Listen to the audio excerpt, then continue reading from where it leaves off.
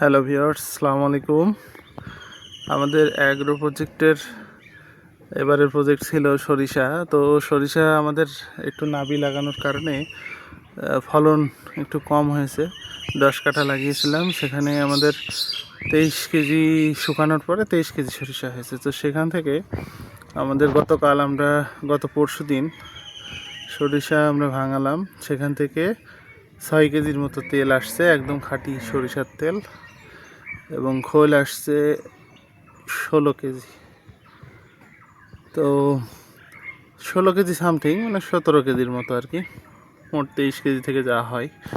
তো ভিউয়ার্স, আমার জীবনে প্রথম আমি সরিষা লাগালাম।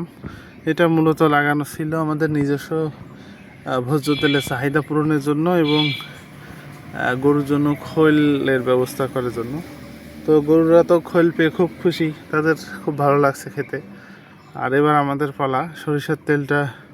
এখন এই যে রোদে দিয়েছি, এর আর্দ্রতা কমানোর জন্য এবং শেলফ লাইফ বাড়ানোর জন্য, এবং এর যে কাইট বলে বা যে গাদ হয় সেটার তলায় থিতিয়ে যাবে। তারপরে আমরা পিওর যে সরিষার তেল হবে সেটা আমরা ব্যবহারের কাজে লাগাবো, ভর্তা, ভাজি বা রান্নার কাজে। তো ভিউয়ার্স, এটা আপনাদের সাথে শেয়ার করার জন্য ভিডিওটা করছি। যাদের একটু জমি আছে, সরিষা খুব স্বল্প সময়ের ফসল, 3 থেকে 4 মাসের মধ্যে এটা হয়। তো যাদের একটু জমি আছে, চাইলে বাসায় অন্য কাজের পাশাপাশি এটা করা সম্ভব।